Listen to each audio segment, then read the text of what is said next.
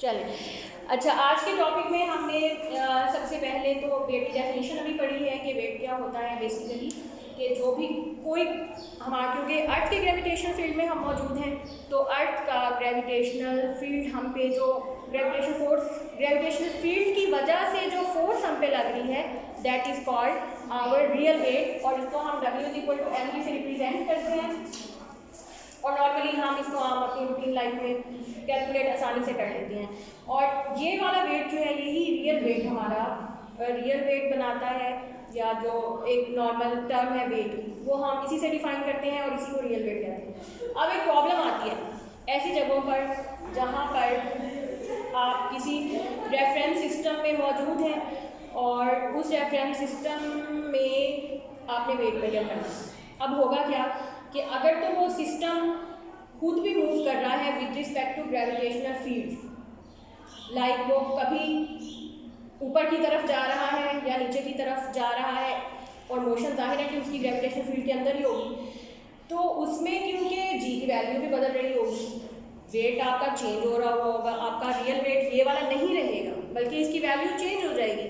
वो change value जो है अपेरेंट वेट कहलाती है, और वही आज हम कैलकुलेट करेंगे कि किस तरह से अगर आपका सिस्टम ही मूव कर रहा हो तो किस तरह से वेट चेंज हो जाता है।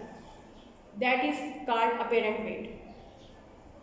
ठीक है, तो अब इसके लिए एक एग्जांपल देखिए। अब नॉर्मली हम फिजिक्स में लैब्स के अंदर एक स्प्रिंग बैलेंस यूज़ करते हैं, उसके साथ कोई भी वेट आप लटका देते हैं और आप स्केल के ऊपर से वैल्यू पढ़ लेते हैं कि इसका इतना मैस होगा किलोग्राम में, और वहाँ से हम फिर वेट भी कैलकुलेट कर लेते होते हैं।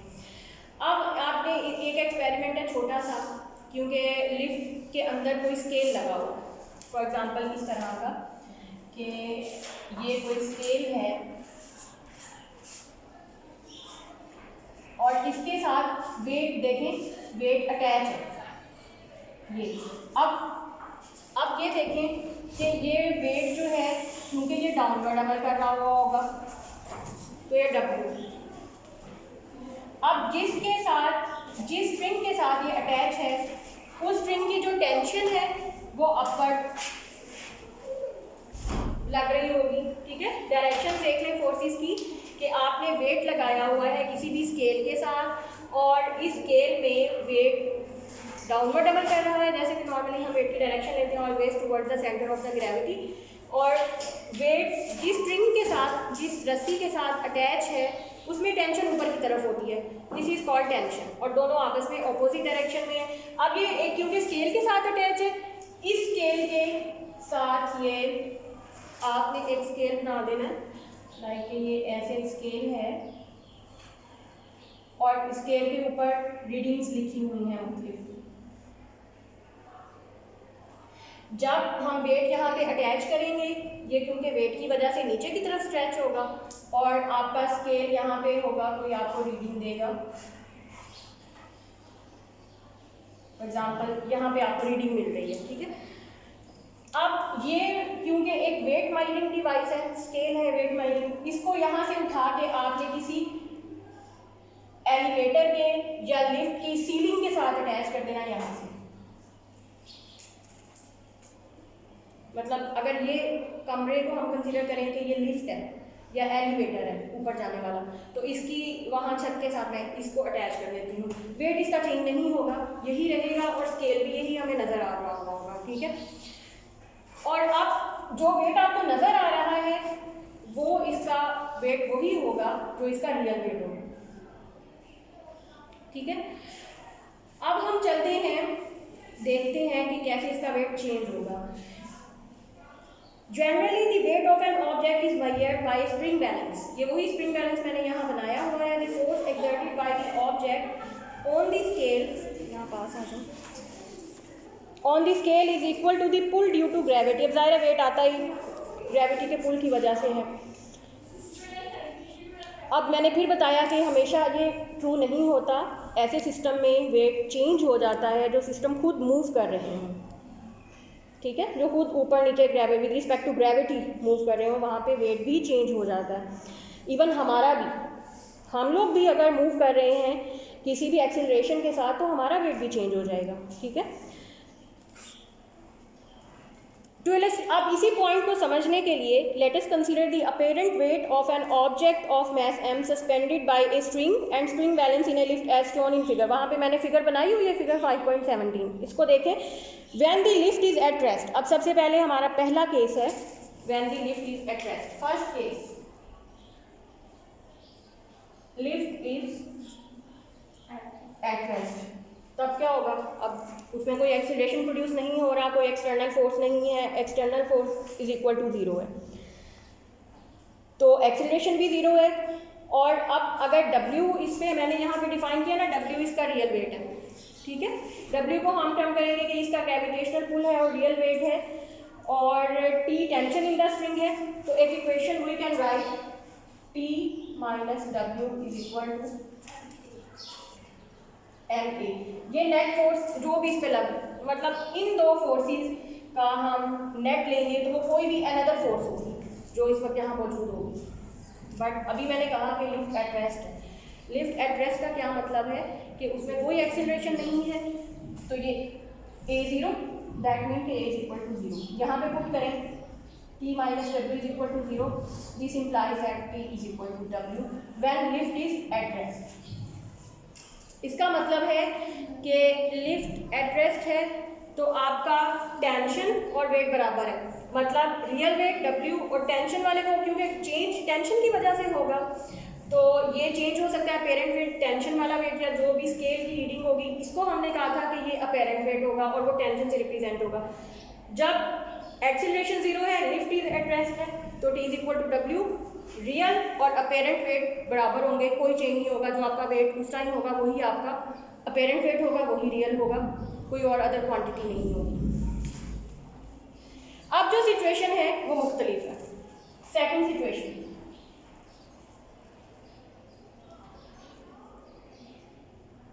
When the lift is moving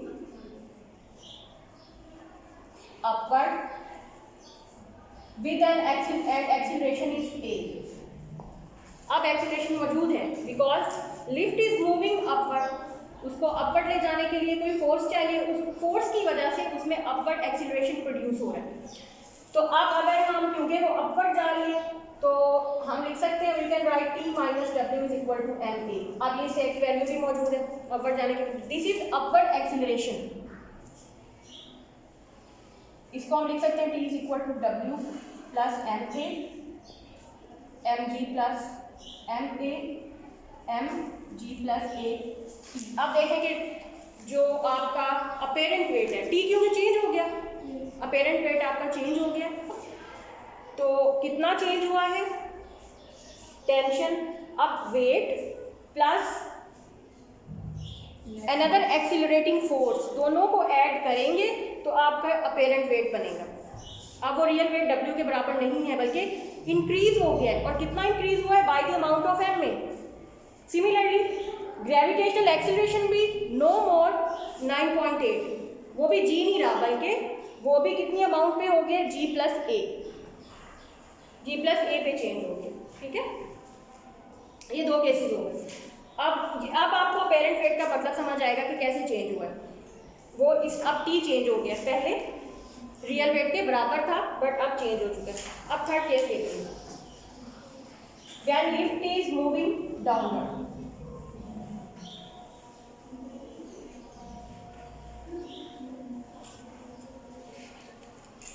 When lift is moving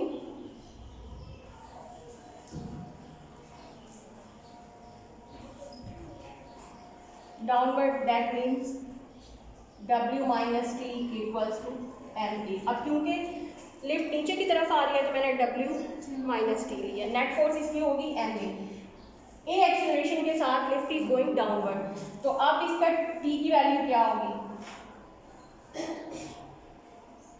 इसको इधर ले आती हूँ, T को उधर लेके जा रही हूँ, तो अब T equals to W minus MA और MG माइनस MA, और मैं ये लिख सकती हूँ G माइनस A। अब भी आपका रियल वेट जो है वो चेंज हो, real weight tension apparent weight change हो गया in the form of apparent weight, और कितना चेंज हुआ है उसके रियल वेट में से m में सब्ट्रैक्ट कर दें तो फिर आपके पास अब नया नेट वेट आएगा जो चेंज होने के बाद आया है। और ग्रेविटेशन और इसका एक्सीलरेशन भी net acceleration g minus a होगा। अब लास्ट जो है वो ये है कि लेट सपोज अब आपकी जो लिफ्ट थी, लिफ्ट ज़ाहिर ऊपर से किसी ना किसी चीज़ से अटैच होती है ना, ऊपर से वो किसी बड़े सिस्टम के साथ अटैच होती है जो उसको ऊपर लेके जाता है नीचे लेकर आता है। अब अगर लिफ्ट यहाँ से अटैच है जहाँ से वो सिस्टम अनप्लग हो जाए और आपकी लिफ्ट फ्री फॉल बॉडी की तरह लिफ्ट नीचे आके गिरे तो तब क्या होगा। अब ये सिचुएशन है कि लिफ्ट इज मूविंग और lift is falling like a free fall object, कि कोई फोर्स नहीं है, फ्री फॉल है और फ्री फॉल का जो एक्सीलरेशन होता है we all know that is g. Free fall object हमेशा जो ग्रेविटेशनल एक्सीलरेशन होता है उसी के साथ नीचे आता है क्योंकि उसमें सिर्फ फोर्स वो ग्रेविटेशनल फोर्स लग रही होती है। तो अब अगर ये कंडीशन है कि when lift is falling freely, यहाँ पे मैं लिखती हूँ लास्ट केस में लिफ्ट इज फॉलिंग फ्रीली, तब क्या होगा कि वो सिर्फ अब हम कुछ भी लिख सकते हैं P we know that W minus m g. अब जिस वेट के साथ या जिस ग्रेविटेशनल फोर्स के साथ ही वो नीचे आ रही है तो मैं W क्या लिख सकती हूँ एम जी और ये माइनस एम जी, तो ये cancel zero, apparent wait zero. अब अपेरेंट वेट जीरो का मतलब यहाँ पे स्केल आपको जीरो शो करेगी जो हमने अटैच किया हो स्केल। चलें आज के लिए